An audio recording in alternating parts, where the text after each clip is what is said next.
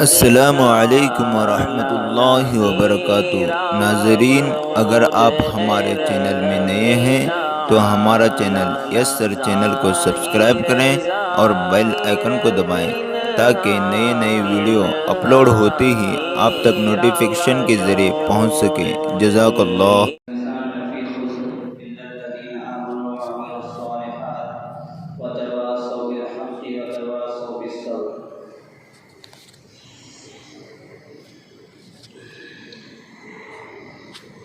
मेरे मोहतरम बुजुर्ग और अजीज़ दोस्तों,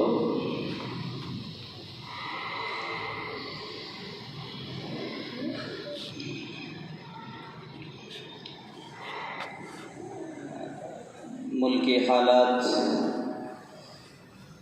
सबके सामने हैं।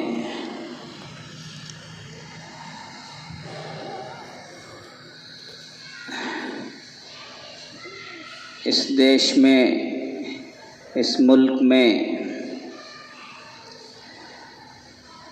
रहने वाले लोग एक मज़हब के नहीं हैं, एक धर्म के नहीं हैं, बल्कि यहाँ मुख्तलिफ़ मज़हब वाले, मुख्तलिफ़ धर्म वाले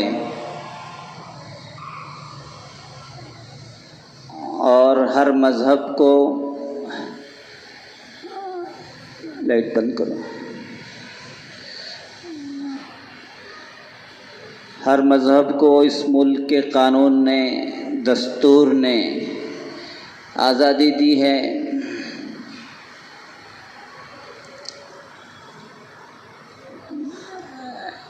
कसरत में वहदत ये नारा है कि बहुत तादाद में यहाँ पर मज़हब वाले रहते हैं, लेकिन सब मिलजुल कर के रहते हैं, ऐसे जैसे कि एक ही हों।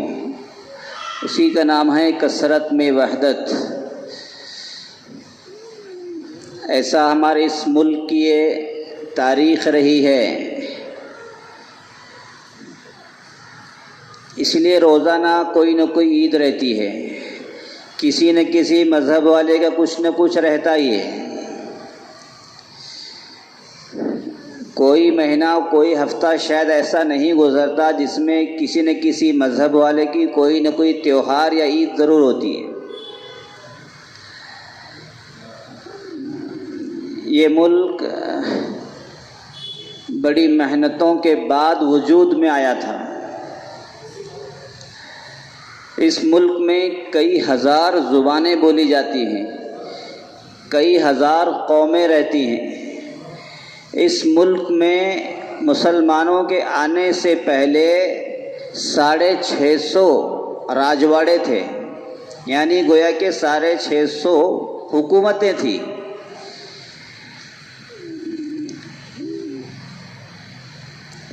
थोड़े से इलाका पकड़ करके राजा बन गए, वहाँ उसकी हुकूमत चल रही है। किसी राजा ने वो इलाका कब्ज़ा कर लिया, वहाँ उसकी हुकूमत चल रही है। इस तरह से 650 राजवाड़े थे इस मुल्क में।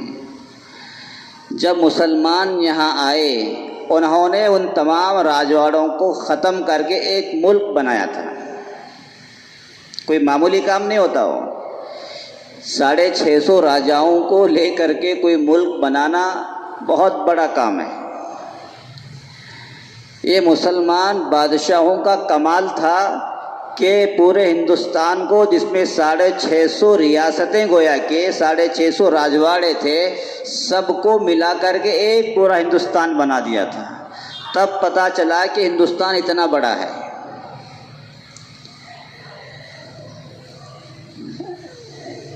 इस मुल्क को बनाने में, संवारने में, इस मुल्क को तरक्की देने में और इस मुल्क को आज़ाद कराने में जितना रोल मुसलमानों का है, आज तक किसी भी कौम का नहीं रहा है।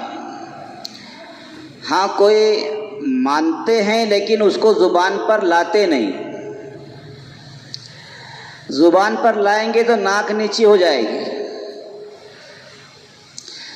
जैसे अल्लाह के नबी को मानते थे अबू जहल, कुफ़ार मानते थे, लेकिन ज़ुबान से कहना उनके लिए मुश्किल था कि वाकई मोहम्मद सच्चे हैं, अमानतदार हैं, हक़ हैं। जो वो बात कहते हैं बिल्कुल सच्ची बात है, उसमें 1% भी झूठ नहीं है, ये मानते थे, लेकिन उस चीज़ को ज़ुबान पर नहीं लाते थे कि ये सच्चे हैं मुल्क। इसलिए कि अगर वहाँ के राजाओं ने, वहाँ के सरदारों ने ही कह दिया कि मोहम्मद सच्चे हैं और अच्छे हैं, फिर पूरी कौम उनको मानने लगेगी। इसलिए उन्होंने अल्लाह के नबी की मुखालफत की कि अपनी सरदारी चली जाएगी। इसलिए मुखालफत नहीं की कि भाई वो हमारे बुतों को बुरा भला कहते हैं, नहीं, सरदारी का मसला था। इसी तरह जो हमारे खिलाफ प्रोपेगेंडे हो रहे हैं, वहाँ भी यही मसला है कि मुसलमानों की कुर्बानियाँ मानते हैं, उनको पता है, उनके बड़े बड़कों को पता है, लेकिन ज़ुबान पर नहीं लाएंगे। कमी कोताहियाँ ढूंढ करके वो चीज़ प्रोपेगेंडा करके मीडिया पर डाल देंगे ताकि हमारी कुर्बानियाँ मालूम ना हो। इसीलिए स्कूल की किताबों में, सिलेबस में, पूरे सिलेबस को चेंज किया जा रहा है, हिस्ट्री को चेंज किया जा रहा है, तारीख को बदल दिया गया है, ताकि आने वाली नस्ल मुसलमानों की कुर्बानियों को जान ही ना सके। गोया के मुसलमानों का रोल तो दूर की बात, मुसलमानों का तरक्की में रोल वो दूर गई, बल्कि उल्टा ये हमला आवर हैं, ये बाहर से आए हुए हैं, ये बड़े जंगी किस्म के, लड़ाकू किस्म के, ये हिंदू मुखालिफ लोग हैं। इस अंदाज की चीज़ें सिलेबस में डाल दी गई। इतना ही बस नहीं हुआ कि भाई चलो सिलेबस में डाल दिए, अब फिल्में आने लगी, मुसलमानों के भड़काओ कि मुसलमान ऐसा होता है, मुसलमान हिंदुओं का दुश्मन होता है, फुला होता है।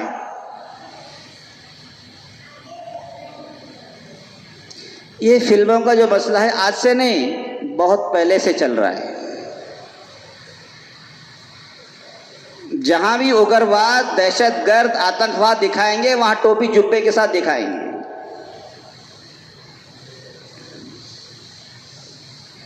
सबसे बड़ा रोल अदा किया है बॉलीवुड ने। हम मज़े से देखते हैं, हमारे खिलाफ वो चीज़ लग रही है और हम मज़े से देख रहे हैं।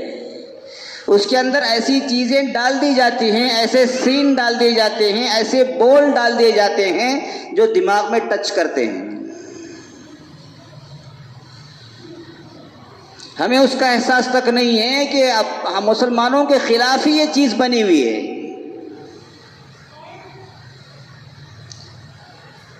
ये बहुत पहले से चल रहा है।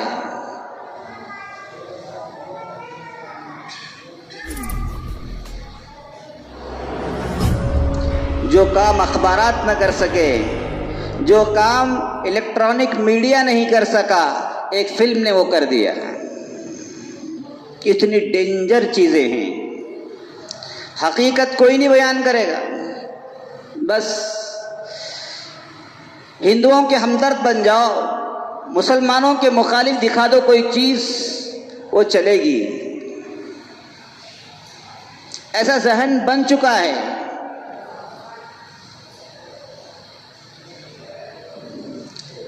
ऐसे हालात, इस कदर संगीन हालात हैं, ये इस कदर संगीन हालात हैं, गृह युद्ध जिसको कहते हैं, ऐसे हालात पैदा हो जाते हैं। खाना जंगी जिसको कहते हैं, ऐसे हालात बन जाते हैं। बहुत मुल्कों में ऐसे काम इसी तरह से हुए हैं और ये हमारा मुल्क उसी तरफ जा रहा है। हम ख्वाब गफलत में सोए हुए हैं।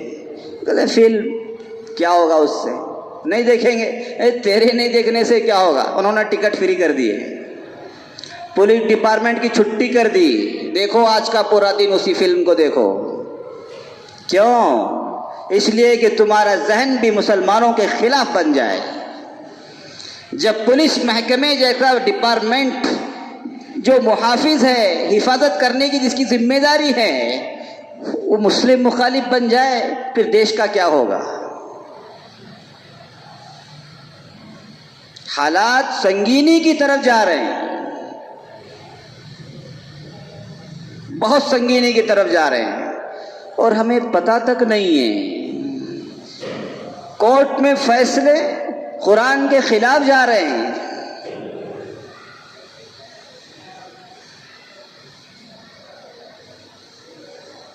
हर डिपार्टमेंट में मुस्लिम मुखालिफ लोग पहुंच चुके हैं। किसी भी डिपार्टमेंट में आप जाएं,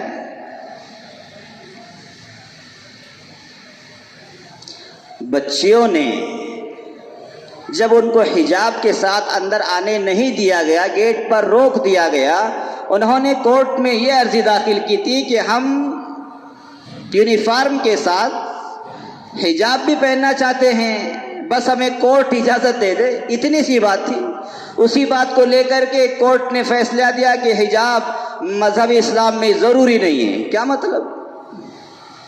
अरे सवाल पूछा कुछ है, जवाब कुछ दिया जा रहा है। उन्होंने ये नहीं पूछा था कि हिजाब इस्लाम में लाजिम है या ज़रूरी है, आप कोर्ट बता दें। नहीं, उन्होंने ये पूछा था कि हम स्कूल में क्लास में यूनिफॉर्म के साथ में हिजाब भी पहनकर जाना चाहती हैं, इसलिए कि ये लोग रोक रहे हैं, तो कोर्ट फैसला देंगे तो हमारे लिए इजाज़त हो जाएगी। उल्टा उन्होंने ये पूछा कि ये जो तुम ओढ़ कर जाते हो हिजाब, ये तुम्हारे धर्म का, इस्लाम का ज़रूरी हिस्सा नहीं है, लिहाजा जब ज़रूरी नहीं है तो तुम्हें पहनना भी ज़रूरी नहीं है, लिहाजा तुम निकाल करके जाओ। ये भी कोई बात हुई?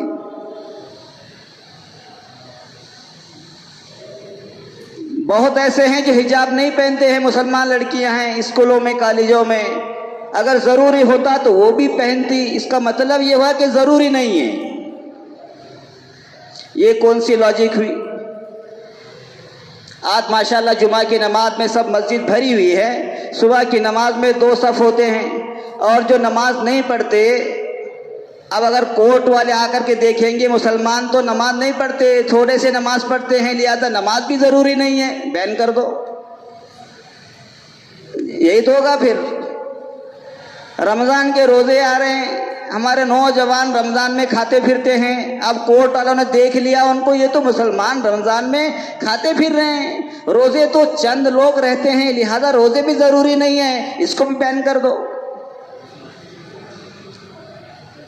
अरे भाई, रखना पढ़ना वो अलग चीज़ है, लेकिन शरीयत में हुक्म क्या है वो देखना है। और ज़रूरत क्या थी कोर्ट को कि भाई ये इसका हिस्सा है या नहीं, वो तो उलमा तय करेंगे। ये मजहब का हिस्सा है या नहीं, कुरान में मौजूद है, कुरान तक नहीं जानते कोर्ट वाले। कुरान उठा करके कसम खिलाते हैं, कुरान पर हाथ रख करके कसम खाओ मुजरिम से, तब उनको याद आता है कुरान। और कुरान के अंदर की चीज़ें उनको पता नहीं है कि कुरान में पर्दे का हुक्म है, हिजाब का हुक्म है। जानते सब हैं, अब उनको अनजान न समझे, बहुत जानते हैं, लेकिन हालात ऐसे हैं कि हमारे खिलाफ फैसले जाएंगे। इसलिए हमें होशियार रहना है, हमें वहां तक पहुंचना नहीं है। छोटी छोटी बातों को बड़ा इशू नहीं बनाना है। वो मौके की तलाश में है कि मौका मिले, बस बात कोर्ट तक पहुंच जाए, फिर बेड़ा पार, हमारा काम हो गया। जो मसला कोर्ट तक पहुंच गया, हमारा काम हो गया। ऐसा उनको पता है। इसलिए हमें होशियार रहने की ज़रूरत है, हमें हिकमत के साथ काम करने की ज़रूरत है। हमें एकदम से जोश में जाकर के कोई भी कदम उठाने की ज़रूरत नहीं है। वो यही चाह रहे हैं कि मुसलमान जोश में आकर के होश खो बैठे। ठीक है, हक है, सब कुछ है, लेकिन कौन किसे हक देता है? जिसकी लाठी उसकी भैंस, ये सबसे बड़ा उसूल आज चल रहा है। भैंस चाहिए तो लाठी लो हाथ में, वरना भैंस नहीं मिलेगी। तुम कहते रहो मेरी भैंस नहीं, जब तक हाथ पे लाठी नहीं होगी तब तक भैंस नहीं मिलेगी, ऐसा कानून चल रहा है। इसलिए मेरे दोस्तों, ये जो हालात चल रहे हैं, बड़े संगीन हालात चल रहे हैं। पहले के दौर में मुसलमान भी इंसाफ पसंद थे, हिंदू भी इंसाफ पसंद हुआ करते थे। ये आज का दौर है भड़काऊ दौर, दंगे फसाद कराने वाला दौर। इस किस्म का माइंड उनका चेंज कर दिया गया है। ब्रेन वॉश जिसको कहते हैं, जहन साजी जिसको कहते हैं, ऐसा बना दिया गया जहन। आप कितना भी सच बोलें, कितना भी सही बोलें, कबूल करने को तैयार नहीं। ऐसा महसूस होता है जैसे कि सॉफ्टवेयर चेंज कर दिया गया हमारे दिमाग का।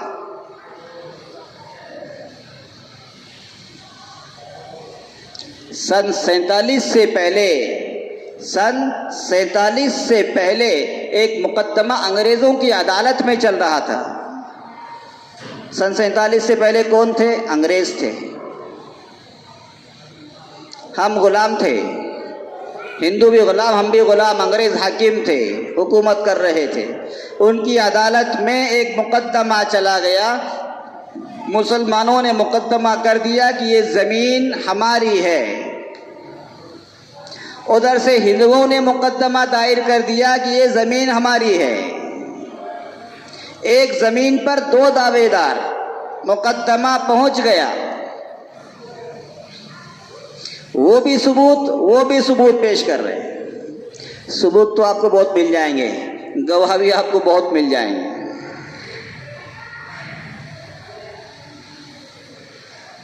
एक गवाह अदालत में गया कि मैं तुम्हारी गवाही दूंगा, मुझे इतने रुपए दे दो। अच्छी बात है, हम आपको 1000 रुपये दे देंगे। ठीक है, ऐसे गवाह आपको कोर्ट के आजू बाजू फिरते हुए मिलेंगे जो गवाही देते हैं पैसों पर। सामने जज है, इधर वकील है, इधर गवाह खड़े हैं। जज ने पूछा गवाह से, भाई ये जो कह रहा है वकील सही बात है, आप इसके गवाह हैं? गवाह ऐसे हाथ उठा रहा था, सामने वाले अपोजिट ने उसने इस तरह उंगली कर दी, 2। समझ गए इशारा हो। उसने 1000 दिए हैं, मैं 2000 रुपये दे दूंगा, गवाही मत दे दे। हाथ नीचे कर लिया। तो गवाहों का लाना, गवाहों का देना कोई बड़ी बात नहीं। आजकल पैसों पे बिक जाते हैं।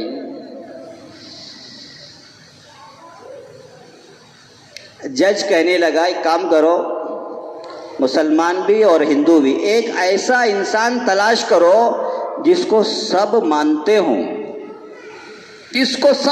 हों, वो चाहे हिंदू हो या मुसलमान हो, कोई भी हो, जिस पर सबका इत्तेफाक हो जाए कि भाई हम फैसला इस इंसान पर छोड़ देंगे, जो ये कहेगा उसी की ज़मीन हो जाएगी। उस वक्त वाकई अल्लाह वालों के बड़े चर्चे थे। हिंदुओं ने कहा कि हम अपनी तरफ से हजरत मौलाना मुफ्ती मुजफ्फर हुसैन साहब को तय करते हैं। कौन कह रहे हैं? हिंदू, कि ये ज़मीन हमारी है, हम इनको तय करते हैं कि ये जो फैसला करेंगे हम उस पर राज़ी हैं। अब मुसलमानों को इत्तला मिल गई कि उन्होंने मुफ्ती मुजफ्फर हुसैन साहब को तय कर दिया है। अब जाहिर सी बात है, मुसलमानों ने सोचा भाई जब हमारे आदमी को उन्होंने तय कर दिया है तो हमारा तो काम हो गया, हमारा तो काम हिंदुओं ने हल कर दिया। अब हमें दूसरों को ढूंढने की ज़रूरत ही क्या है? जब हिंदुओं ने ही मुसलमान मुफ्ती साहब को तय कर दिया है, अब तो हमारी मस्जिद हो गई, वो जगह हमारी हो गई। मस्जिद के लिए जगह का मसला था। वो कोर्ट के सामने गए, मुफ्ती मुजफ्फर हुसैन साहब को बुलाया गया, दोनों तरफ से बातें सुनी गई। आखिर में जज ने कहा कि मुफ्ती साहब फैसला आप करेंगे, हम सुनेंगे। चुनाचे मुफ्ती साहब ने अदालत में खड़े होकर के कहा, मैं सच्चे दिल से कहता हूँ जिस ज़मीन पर मुकदमा आज चल रहा है, जो अदालत में पहुंचा हुआ है, हिंदुओं का और मुसलमानों का जो मुकदमा चल रहा है जिस ज़मीन पर, वो ज़मीन का टुकड़ा हिंदुओं का है, मुसलमानों का नहीं है। लो जी, मुसलमान परेशान, ये क्या हो गया भाई? हिंदू खुश, उनको पता था कि ये इंसान झूठ नहीं बोल सकता, ये इंसान मुसलमान झूठ नहीं बोल सकता, उन्हें यकीन था। चुनाचे उन्होंने कहा कि ये जगह हिंदुओं की है, मुसलमानों की नहीं है। इतनी सी बात पर फैसला कोर्ट ने लिख दिया कि ये जगह हिंदुओं की है, मुसलमानों की नहीं है। ऐसे हुआ करते थे फैसले। ये अंग्रेजों के दौर की बात है। फिर जज ने फैसला दिया, आगे वो फैसला सुनो। जज ने फैसला दिया, उस जमीन का तो फैसला हो गया, अब कोई टेंशन नहीं है। अब अगली बात सुनो। जज ने कहा अगली बात ये है कि इस अदालत में आज पूरे हिंदुस्तान के अंदर मुसलमान तो हार गया लेकिन इस्लाम जीत गया। क्या कहा उसने, जज ने? मुसलमान तो हार गया लेकिन इस्लाम जीत गया। हिंदुओं के दिल में ये बात बैठ गई कि मुसलमान झूठ नहीं बोल सकता है। कितनी बड़ी बात जज ने कही। मुसलमान तो हार गए मुकदमा, लेकिन इस्लाम जो सच्चा मजहब है, झूठ नहीं बोल सकता वो जीत गया। चुनाचे उसी अदालत में खड़े होकर के उन हिंदुओं ने क्या कहा पता फिर आगे? ये देखिए, जब सच्ची बात निकलती है फिर इंसान दिल में लेता है उसको, फिर हालात, दिलों को बदलने वाली ज़ात वो अल्लाह की ज़ात है। सब हिंदुओं ने खड़े होकर के कहा कि मुफ्ती साहब ने जो फैसला दिया हम भी उस पर राज़ी हैं कि ठीक है, आज से ये ज़मीन का हिस्सा हमारा है, लेकिन आज हम इसी अदालत में खड़े होकर के ऐलान करते हैं कि इस ज़मीन के हिस्से को हम मुसलमानों को देते हैं, वो मस्जिद बनाएं। लो जी, अगर वो झूठ बोल देते, मुसलमानों की रियायत करते, हमेशा के लिए इस्लाम हार जाता। हिंदुओं ने क्या किया? वो जमीन का हिस्सा अब हम अपनी तरफ से मुसलमानों को देते हैं और वो मस्जिद बनाएं, और कोर्ट में और जज के सामने खड़े होकर के कह रहे हैं कि हमने वो हिस्सा जमीन का मुसलमानों को दे दिया, अब वो खुशी के साथ मस्जिद को बनाएं। इस तरह हुआ करते थे फैसले। जब दिल में कोई बात उतर जाती है, फैसले अल्लाह के यहाँ होते हैं। दिलों को बदलने वाली ज़ात वो अल्लाह की है। इसलिए ये फैसलों से कुछ नहीं होगा।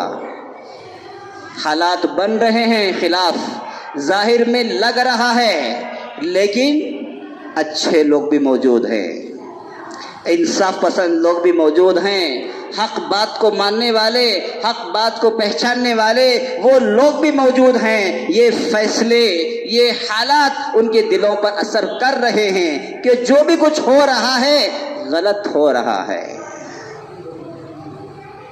आज जरा ताकत है चलेगा, जवानी कब तक रहेगी, बूढ़ा तो होगा ही।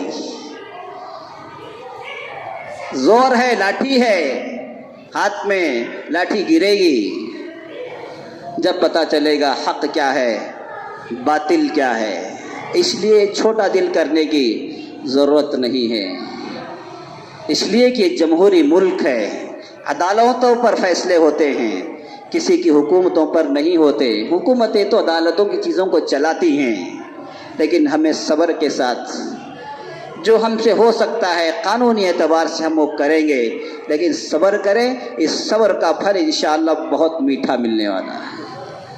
इसलिए जज्बात में हमें जाना नहीं है, कंट्रोल करना है, सब्र को अपने दामन से बांधना है, अपनी ज़िंदगी में सब्र को लाना है। इससे भी संगीन हालात से हमारे बड़े गुजरे हैं, उन्होंने सब्र किया है, इसलिए आज हम आज़ादी के साथ ज़िंदगी जी रहे हैं। अगर वो लोग सब्र न करते, ऐसे हालात से न गुजरते, न मालूम हमारी कौम कब की मिट चुकी होती। इसलिए मेरे दोस्तों, छोटा दिल होने की ज़रूरत नहीं है, अपने आप को मायूस होने की ज़रूरत नहीं है। फ़ैसले बदलते रहते हैं, असल फ़ैसलों का मालिक तो अल्लाह है और हमें उसे मनाना है कि अल्लाह हमसे गलतियां हो रही हैं, तू हमसे राज़ी हो जा। इसलिए आज शरीयत के ख़िलाफ़ फ़ैसले हो रहे हैं, कुरान के ख़िलाफ़ फ़ैसले हो रही हैं। हमारे में इतनी भी हिम्मत और ताकत नहीं है कि हम चैलेंज कर सकें। इसलिए हमें अल्लाह को मनाना है। अल्लाह उनके दिलों को फेरेंगे, अल्लाह उनके जहन को बदल देंगे, तब जाकर के सब फैसले वापस होते चले जाएंगे। अल्लाह हमको सब्र की तौफीक दे, अल्लाह हमको हिम्मत और हौसला अता फरमाए। सुब्हानल्लाहि व बिहम्दिही, सुब्हानकल्लाहुम्मा व बिहम्दिका व नशहदु अल्ला इलाहा इल्ला अंता व नस्तगफिरुका व नतूबु